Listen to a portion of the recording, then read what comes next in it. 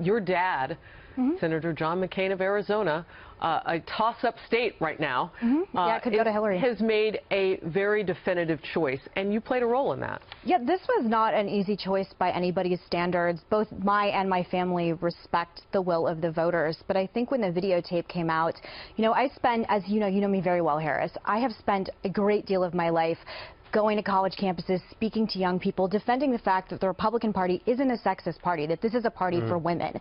So when something like this comes out and the men don't defend the conservative women, it becomes a larger issue. I think for Paul Ryan, and I disagree with you on this, he is in a completely untenable situation because he has to focus on controlling and saving the House and the Senate, which could be in play right now, and we don't want it to be like Goldwater in '64, which it very well could be. And then you want to talk about a scary situation? Hillary Clinton as president with the House and with Congress as well, the Senate as well.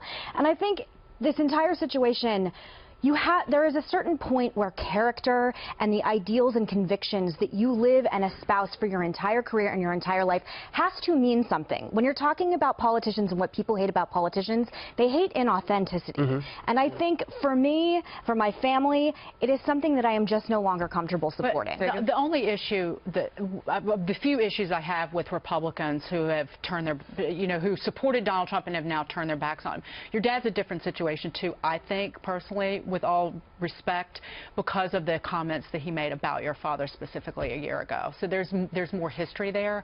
But these Republicans knew what this man was about. We knew that what this man was about and how he talked about women when he declared his candidacy for the presidency last year, which I sat on this very network and talked about.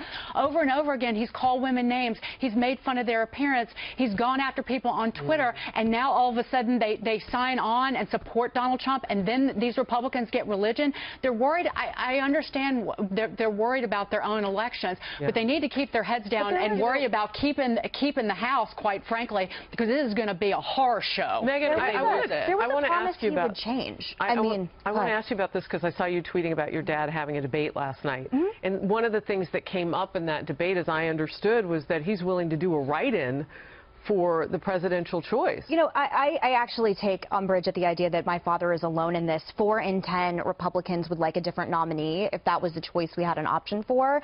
I've never experienced anything like this in my entire life, where I have a nominee who I basically think has a lot more liberal ideas and was a Democrat for his entire career, going up to the point that he decided to run for president.